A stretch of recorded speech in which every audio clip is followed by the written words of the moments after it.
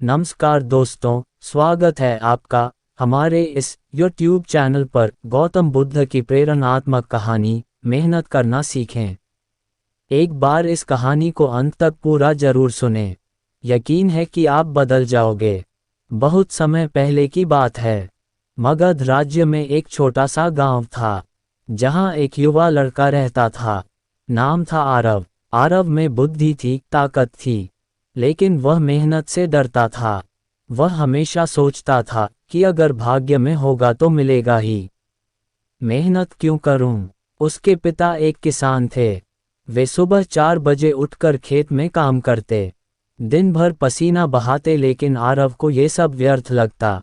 एक दिन गांव में ये समाचार आया कि भगवान गौतम बुद्ध पास के एक बाग में कुछ दिनों के लिए ठहरे हैं और प्रवचन दे रहे हैं। गांव के लोग श्रद्धा से वहां जाने लगे। आरव की मां ने उससे कहा, बेटा तुम भी बुद्ध के दर्शन करो, शायद तुम्हें जीवन का कोई मार्ग मिले। आरव ने अनमने भाव से कहा, ठीक है, चल कर देखता हूँ। बुद्ध से पहली भेंट। जब आरव बुद्ध के पास पहुंचा तो उसने देखा कि सब लोग मौन और शांति से बैठे हैं। बुद्ध की आंखें बंद थी। उनकी उपस्थिति में एक अद्भुत ऊर्जा थी। जब प्रवचन समाप्त हुआ, आरव उनके पास गया और कहा, भगवान मेरे पास सब कुछ है, शरीर की ताकत, बुद्धि, युवा जोश, लेकिन मुझे मेहनत करना अच्छा नहीं लगता। क्या यह आवश्यक है? बुद्ध मुस्कुराए और बोले, आरव क्या तुम मेरे लिए एक छोटा सा कार्य करोगे? हाँ जरूर। पास की पहाड़ी पर जाकर वहां से एक पत्थर लाओ, बड़ा और भारी। मैं देखना चाहता हूं कि तुम क्या कर सकते हो। पहाड़ी की चुनौती। आरव ने सोचा ये कोई बड़ी बात नहीं, लेकिन जब वह वहां पहुंचा तो पत्थर बहुत बड़ा था। उसे उठाना तो दूर, हिलाना भी कठिन था। उसने 2-3 बार कोशिश की, लेकिन असफल रहा। थक हार कर वह लौट आया और कहा, भगवान ये पत्थर तो बहुत भारी है, मैं नहीं उठा सकता। बुद्ध ने शांत स्वर में कहा, तो क्या इसका अर्थ यह है कि तुम कर ही नहीं सकते, या कि तुमने प्रयास पूरा नहीं किया? आरव कुछ सोच में पड़ गया। बुद्ध बोले, आओ मैं तुम्हें एक कहानी सुनाता हूँ। कहानी एक धूल से हीरा। बहुत समय पहले एक नौजवान था जिसका नाम था सिद्धू। वह भी मेहनत से दूर भागता था। उसका मानना था कि लोग बेकार ही पसीना बहाते हैं, सब कुछ तो किस्मत से ही मिलता है।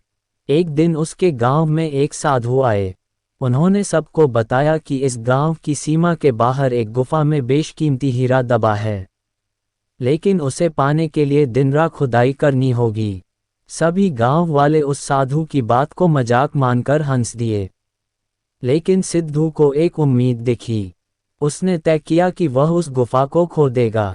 पहला दिन उसने कुछ खुदाई की, हाथ खिल गए पर हीरा नहीं मिला। दूसरा दिन फिर प्रयास किया, लेकिन कुछ नहीं मिला। तीसरा दिन थकान, दर्द और हतोत्साह, लेकिन उसने हार नहीं मानी। हर दिन थोड़ा थोड़ा खोदता गया। गांव वाले मजाक उड़ाते रहे, पगला गया है हीरे के पीछे। 6 महीने बाद जब सिद्धू खुदाई करते करते थक गया था और लगभग हार मानने वाला था, तभी फावड़ा एक कड़े वस्तु से टकराया। हीरा मिल चुका था। गांव वाले दंग रह गए। वे दौड़े दौड़े आए और देखा कि साधु की बात सच थी। सिद्धू ने कहा, मैंने मेहनत करना सीखा और तभी पाया वो जो सोचा भी नहीं था। बुद्ध की शिक्षा कहानी सुनाकर बुद्ध ने आरव की ओर देखा और बोले, आरव जीवन में कोई भी मूल्यवान चीज बिना मेहनत के नहीं मिलती। हीरा भी जब तक धूल में दबा रहता है उसकी चमक नहीं दिखती। उसी तरह तुम्हारी प्रतिभा तब तक व्यर्थ है जब तक तुम मेहनत से उसे बाहर नहीं लाते। क्या तुम गुफा खोदने के लिए तैयार हो? आरव की आंखों में चमक आ गई। हाँ भगवान, अब मैं मेहनत से नहीं डरूंगा। परिवर्तन की शुरुआत। आरव ने गांव लौटकर अपने खेत में काम करना शुरू किया। वह अब सुबह उठकर खुद अपने पिता के साथ खेत जोतता, बीज बोता, सिंचाई करता। गांव वाले चकित थे। ये वही आरव है जो कभी हाथ तक नहीं लगाता था। एक वर्ष में उसकी फसल सबसे अधिक हुई। न केवल अन्न में बल्कि उसके जीवन में भी समृद्धि आ गई। वह विनम्र हुआ, अनुशासित हुआ और सबसे बढ़कर वह अब आत्मनिर्भर बन गया। अंतिम उपदेश बुद्ध ने जब दोबारा गांव का दौरा किया तो उन्होंने आरव को देखा और कहा, जिसने मेहनत करना सीख लिया उसने जीवन का सबसे बड़ा रहस्य जान लिया। भाग्य का निर्माण मेहनत से होता है। मेहनत ही साधना है, पूजा है और मुक्ति का मार्ग भी। कहानी से सीख, मेहनत वह चाबी है जो भाग्य के बंद दरवाजे खोलती है।